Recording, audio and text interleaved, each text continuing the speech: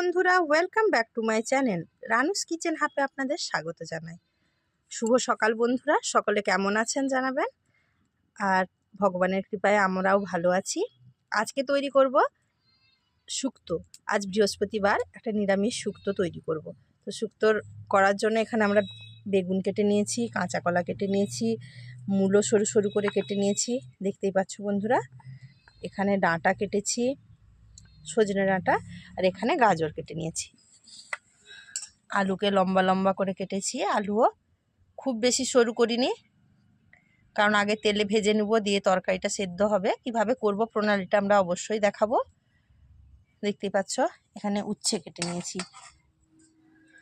এখন এর উচ্ছেগুলো খুব তেতো হয় বলে আমরা অল্প করে উচ্ছে দেবো। এখানে আমি কেটেছি 3টে মিডিয়াম সাইজের উচ্ছে কেটে নিয়েছি। তো বন্ধুরা, প্রথমে উচ্ছেটাকে আগে ভেজে নেব। কড়াইতে তেল দিয়ে দিয়েছি, তেল গরম হয়ে গেছে। এবারে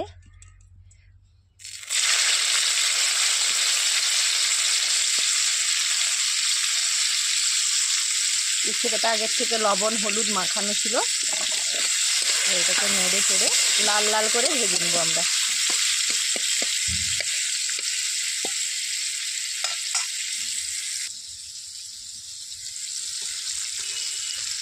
এটাকে ভালো করে ভেজে নিলে তেতো ভাবটা কেটে যাবে অনেকটা। বন্ধুরা, welcome back to my channel Ranu's kitchen হাবে আপনাদের স্বাগত জানাই। শুভ সকাল বন্ধুরা, সকলে কেমন আছেন জানাবেন। আর ভগবানের কৃপায় আমরাও ভালো আছি। আজকে তৈরি করব শুক্তো। আজ বৃহস্পতিবার, একটা নিরামিষ শুক্তো তৈরি করব। তো শুক্তোর করার জন্য এখানে আমরা বেগুন কেটে নিয়েছি, কাঁচা কলা কেটে নিয়েছি, মূলো সরু সরু করে কেটে নিয়েছি, দেখতেই পাচ্ছ বন্ধুরা। এখানে ডাঁটা কেটেছি, সজনে ডাঁটা, আর এখানে গাজর কেটে নিয়েছি। আলুকে লম্বা লম্বা করে কেটেছি। আলুও খুব বেশি সরু করিনি, কারণ আগে তেলে ভেজে নেব, দিয়ে তরকারিটা সেদ্ধ হবে। কিভাবে করব প্রণালীটা আমরা অবশ্যই দেখাবো। দেখতেই পাচ্ছ এখানে উচ্ছে কেটে নিয়েছি। এখন এর উচ্ছেগুলো খুব তেতো হয় বলে আমরা অল্প করে উচ্ছে দেবো। এখানে আমি কেটেছি 3টে মিডিয়াম সাইজের উচ্ছে কেটে নিয়েছি। তো বন্ধুরা, প্রথমে উচ্ছেটাকে আগে ভেজে নেব। কড়াইতে তেল দিয়ে দিয়েছি, তেল গরম হয়ে গেছে। এবারে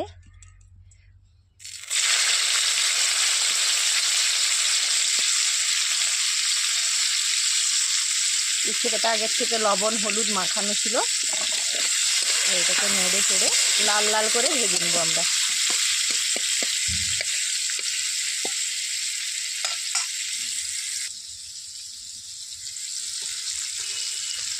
এটাকে ভালো করে ভেজে নিলে তেতো ভাবটা কেটে যাবে অনেকটা।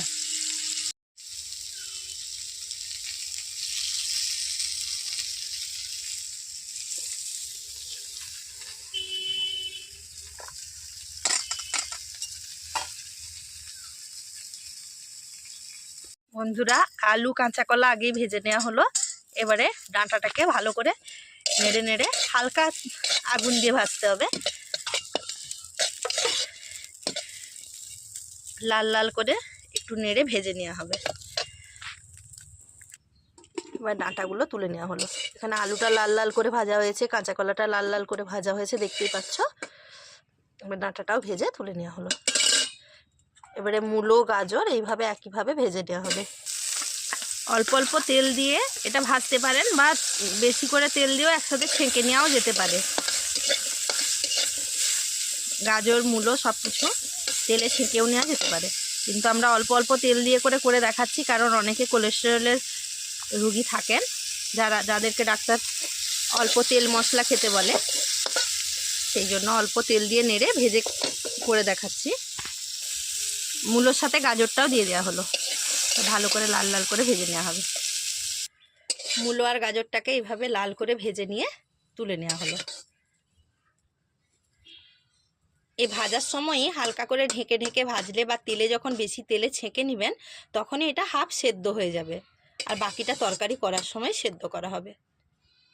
তো বন্ধুরা, এবারে বেগুনটা আমরা ভেজে নেব।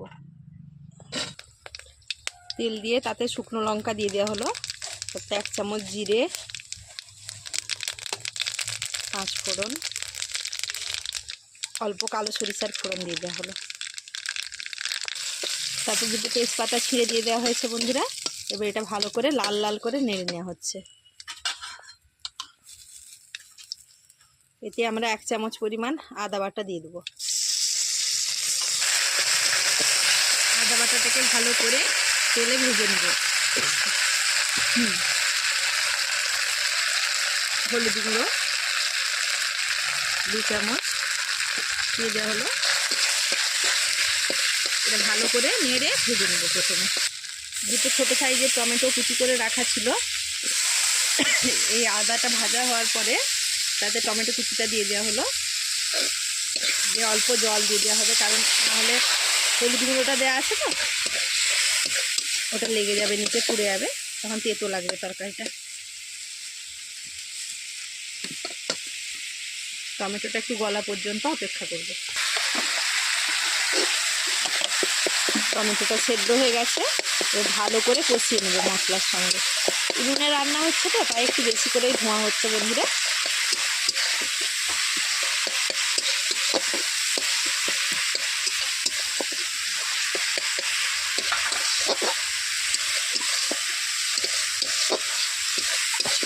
এবারে এই মশলাটা ভালো করে কষিয়ে নেওয়ার পরে একে একে ভেজে রাখা সব সবজিগুলো উচ্ছে ছাড়া সব সবজিগুলো দিয়ে দেওয়া হবে।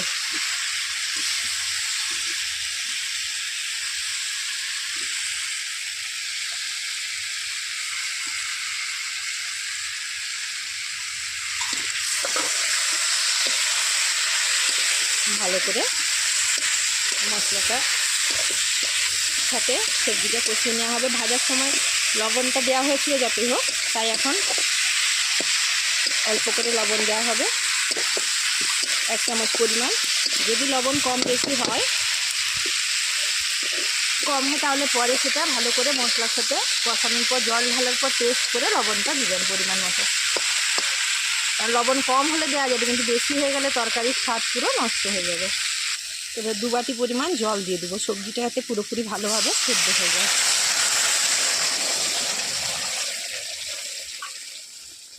ভাজার সময় যত সবজিটা সেদ্ধ হয়ে গেছিল,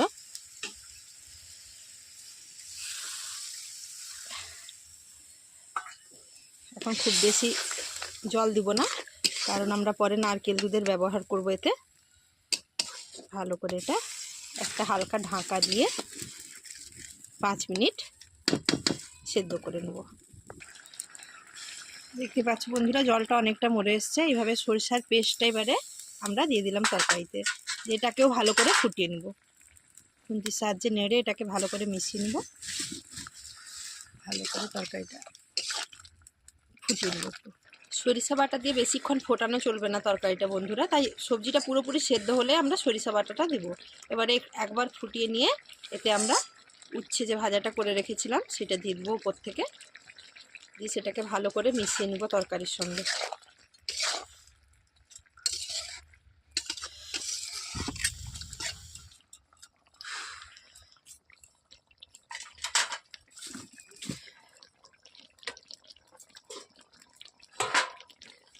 এবারে আমরা যে নারকেলের দুধটা করে রেখেছি, গ্রাইন্ডারে পিষিয়ে ভালো করে ছেঁকে ও দুধটা বের করে রেখেছি, এবারে সেই নারকেলের দুধটা উপর থেকে দিয়ে দিই।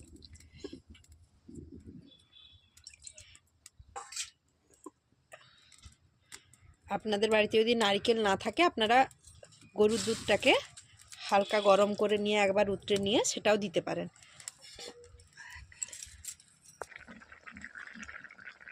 নারকেলের দুধ দিয়ে বেশিক্ষণ ফোটালে ওপরে একটা তেলের মতো আস্তরণ জমা হয়ে যাবে।